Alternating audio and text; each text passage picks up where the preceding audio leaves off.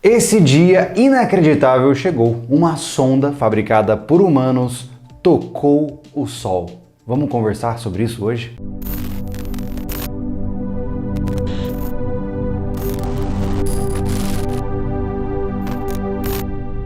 Olá, eu sou o Júlio, seja muito bem-vindo a mais um vídeo do Refúgio Espacial e hoje nós vamos entender como foi construída a Parker Probe, ou a sonda Parker. E mais do que isso, vamos também entender o que ela já descobriu sobre o Sol, essa enormidade de energia que temos no Sistema Solar e que está mostrando coisas muito diferentes do que nós havíamos pensado anteriormente. Naturalmente, antes disso, a gente tem que deixar bem claro para você, tá? A ideia de tocar o Sol é figurativo, afinal, o Sol não tem uma superfície. Então acho que vale a pena a gente entender um pouquinho de como o Sol é estruturado para não ficar meio confusa essa história por aqui. Então vamos lá, olha só, o Sol ele é uma bola de plasma gigantesca sem uma superfície onde você possa pousar. Nada mais são do que inúmeros gases diferentes sendo comprimidos contra a sua própria gravidade, dando aquele formato circular que você tanto vê aí no céu, com o objetivo simplesmente de queimar e irradiar calor. A gente ainda não entende muito sobre o Sol e é por isso que a gente está fazendo esforços para entendê-lo melhor.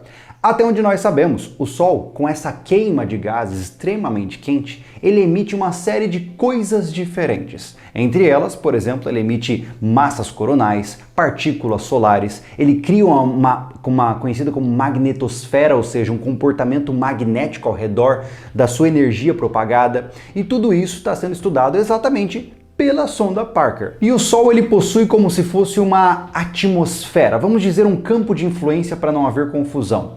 E esse campo de influência imediato é conhecido como corona. A corona é como se fosse, entre aspas, a atmosfera do Sol, o local onde a influência dele está mais forte.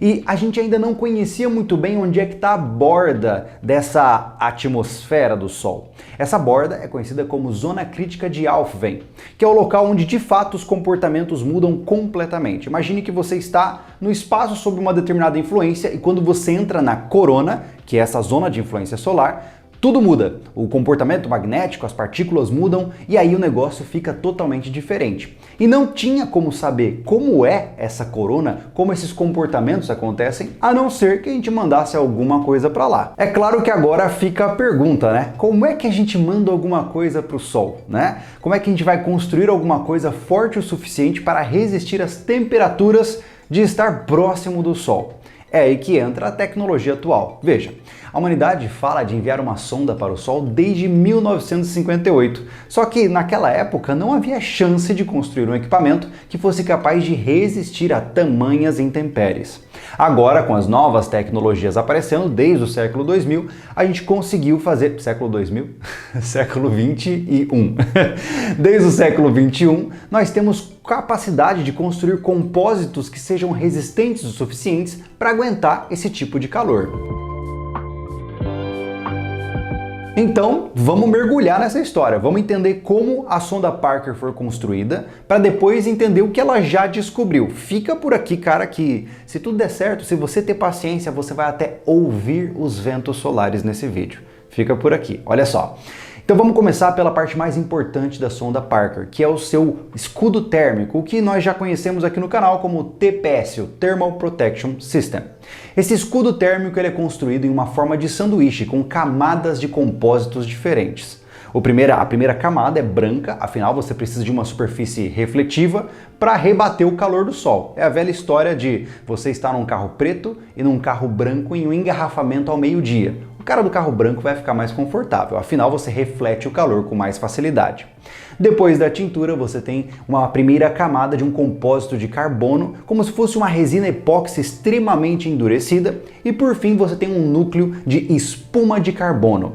Então existe uma composição obviamente mais complexa do que essa minha super simplificação, mas basicamente é isso. Esse escudo térmico ele está ali somente para proteger todos os equipamentos que estão atrás dele, que são os equipamentos que vão fazer as medições necessárias para a gente fazer as descobertas que tanto queremos. Para fora desse escudo, nós só temos basicamente dois instrumentos. Um sistema de varredura solar, que é basicamente entender como o Sol está para a Parker poder se rotacionar da maneira adequada, e as antenas de captação de campo magnético, também servem para a gente entender a influência do calor das partículas solares, de onde o Sol está, para a sonda não errar o caminho e acabar se queimando.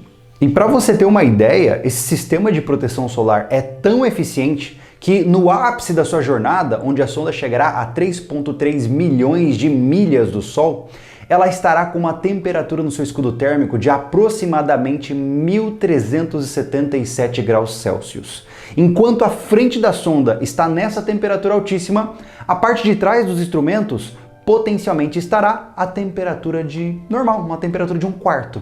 Ou seja, a diferença é gigantesca por conta desse bloqueio térmico que foi criado. A sonda Parker é movida a energia solar, afinal, tão próximo do Sol, seria uma infâmia você não utilizar painéis solares, né? Só que são painéis diferenciados. Afinal, uma coisa é você colocar um painel solar em órbita terrestre. Outra coisa é colocar perto do Sol. A distância influencia diretamente no comportamento de como essa energia vai ser capturada. Por isso, os painéis solares da Parker são diferenciados. Eles podem rotacionar e se esconder do Sol para não queimar em excesso, isso mesmo. Então eles precisam colocar os painéis sempre marginalmente inclinados um pouquinho para fora do escudo para pegar a energia necessária sem danificar o sistema. E o calor naturalmente é tanto que esses painéis solares são os primeiros que possuem uma radiação a líquido, é isso mesmo. Então assim como o seu carro usa água para poder resfriar o motor, sim, a sonda Parker faz o mesmo, ela possui todo um encanamento ao redor do seu sistema solar que basicamente serve para a passagem de água, para roubar o calor dos painéis solares e colocá-los em radiadores cônicos que ficam na frente do escudo térmico.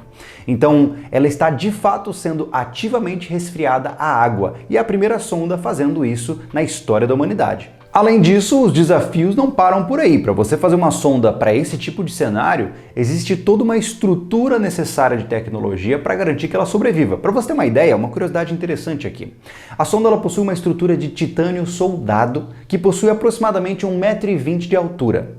Mesmo com toda essa altura, ela pesa menos do que 22 quilos. É isso mesmo, então é uma estrutura extremamente leve. E não só para garantir um lançamento mais barato, mas também porque quanto menos material, menor retenção térmica e maior dissipação térmica. Então toda a sonda foi construída pensando em como tirar o calor o mais rápido possível dos seus instrumentos. Um outro desafio interessante que a sonda teve que superar para chegar até onde chegou é que ela precisa ter um comportamento quase que autônomo. Afinal, por vários momentos a sonda fica incomunicável com a Terra. Afinal, tem horas que ela está atrás do Sol e como é que a gente vai conversar com a sonda? Por isso, ela precisa de um sistema autônomo para estar sempre direcionando o seu escudo térmico para o local adequado. Conforme ela orbita ao redor do Sol, o seu escudo tem que estar sempre apontado para a direção de onde o calor vem. Caso contrário, ela poderia basicamente derreter. Para isso, ela tem os seus sistemas de localização, ela pode detectar o campo solar com as ferramentas que eu já citei para você, e também ela possui motores de atuação, onde ela pode então, por meio de motores que rodam dentro dos seus sistemas, motores de reação, ela consegue se direcionar melhor para garantir a blindagem dos seus sistemas internos. Bom, agora que você percebeu que a sonda é complexa e realmente construída com a tecnologia mais avançada que nós temos, vamos falar um pouquinho do lançamento. Afinal, não é tão fácil ir de frente para o Sol. Muita gente acha que é só mirar e ir embora, e não é. Para você entrar numa órbita solar e se aproximar do Sol, você tem todo um processo que tem que ser feito. Afinal, toda a energia que você criou para sair de órbita terrestre precisa ser dissipada para que você consiga cada vez ir se aproximando do Sol. É por isso que a sonda Parker foi lançada com uma estratégia bastante interessante. Por exemplo, quando ela foi lançada, ela aproveitou uma passagem por Vênus. É isso mesmo, a gente criou uma órbita elíptica, onde ao ir a caminho do Sol, ela ia passar por Vênus para desacelerar, perder parte da sua energia, para que ela pudesse chegar mais próximo do Sol mais rapidamente. A partir daí, a sonda então, ao passar por Vênus, ela conseguiria ficar mais capturada nessa distância e agora é basicamente esperar. Na verdade, era esperar. A sonda começou a fazer vários ciclos, várias órbitas elípticas ao redor do Sol e cada órbita que ela passa, o campo gravitacional solar vai puxando ela mais para perto. Não é à toa que agora em 2021, em abril de 2021, atingimos a marca de 8 milhões de milhas de distância do Sol, ou dizendo em quilômetros, 12 milhões de quilômetros do Sol, uma distância realmente próxima a nível de escala solar. Mas por que foi um grande marco chegar nos 12 milhões de quilômetros de distância do Sol? Porque algo aconteceu por aí. Quando a sonda chegou nessa distância, nós percebemos uma mudança drástica nos comportamentos magnéticos da sonda. É isso mesmo, os detectores, os sensores de campos magnéticos notaram uma mudança radical de comportamento. E sabe o que significa? Que pela primeira vez na história da humanidade, nós temos uma sonda dentro da corona, ou seja, dessa zona imediata de influência do Sol. E é exatamente isso que a sonda foi investigar. A Parker veio com dois grandes mistérios para serem resolvidos. O primeiro mistério era entender por que essa zona de influência do Sol, chamada de corona, tem 300 vezes mais calor do que a fotosfera, que é a primeira camada do Sol. Esse foi um grande mistério que até o dado momento não tem resposta nenhuma. E o segundo mistério é sobre as partículas solares. Ou seja, o Sol, conforme ele vai queimando, ele vai emitindo pulsos de partículas solares que são ejetados para fora da sua zona de influência.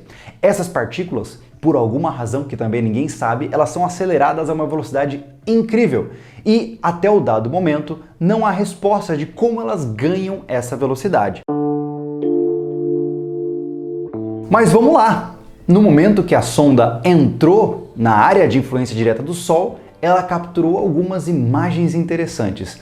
Olha só que incrível essas cenas que a gente recebeu direto lá da Parker. O que você está vendo nada mais é do que uma corrente de plasma em volta da sonda inteira. É isso mesmo, a sonda estava englobada numa bola de plasma por estar agora muito mais próxima da influência solar. E o que foi percebido depois dessa mudança drástica de comportamento magnético é que novas perguntas surgiram. Veja, as partículas solares mostraram-se muito mais rápidas fora dessa zona de influência solar do que dentro.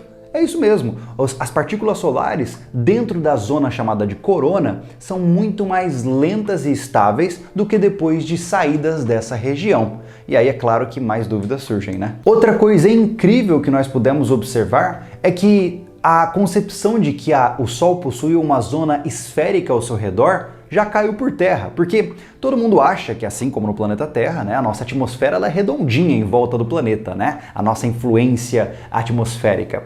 O Sol, em sua influência solar, não possui uma área redonda ao seu redor. Muito pelo contrário, ele possui como se fosse uma coisa mais craquelada, mais toda cheia de flutuações por conta dessas variações de presenças energéticas. E tudo isso vai criando uma concepção muito nova do que nós pensávamos sobre a nossa estrela. Mas enfim, vamos fazer o seguinte, eu não vou entrar muito nessa parte técnica e eu quero te convidar a ver um negócio bem legal agora. Eu te prometi que você ia ouvir ventos solares, não é verdade? Bom, vamos falar um pouquinho sobre isso. Olha só que interessante.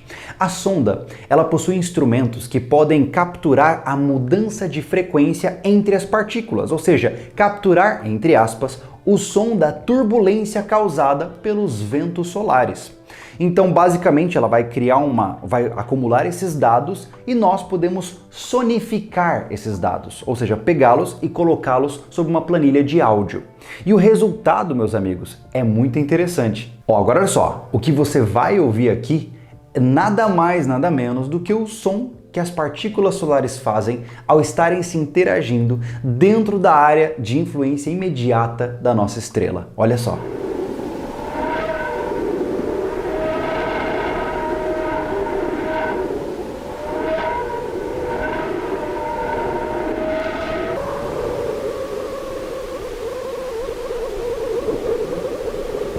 Muito legal, né? Agora uma outra coisa super interessante também, outro som que você merece ouvir. Antes de entrar na zona de influência imediata do Sol, a sonda Parker também pegou as flutuações de frequência causadas pelas ondas de plasma que o Sol emite. Vamos ouvir também?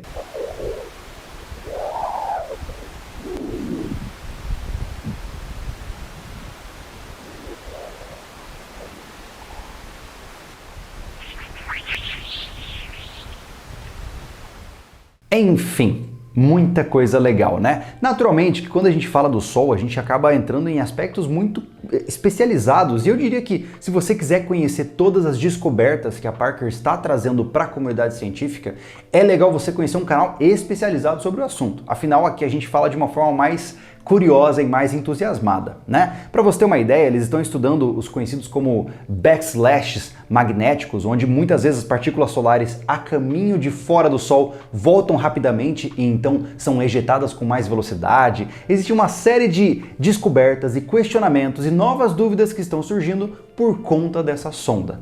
E nós aqui do Refúgio Espacial estamos muito interessados em ver o que vai acontecer. Afinal, agora a sonda está a 12 milhões de quilômetros, mas o seu ponto final de abordagem é muito próximo do Sol. Quanto dá isso em quilômetros? Deixa eu pensar, 3,3 milhas. Aproximadamente 5 milhões de quilômetros. Isso é absurdamente perto, né, cara? Então a gente provavelmente vai ter muitos dados interessantes sobre essa sonda chegando ainda. E como eu disse, existem muitos canais focados em astronomia que você pode conferir. Aqui a gente é mais fascinado pelas novidades de uma maneira mais simples. Afinal, eu também não sou lá muito entendido do assunto. Mas juntos, estamos aqui para trazer para você essas descobertas. Cara, sejamos honestos.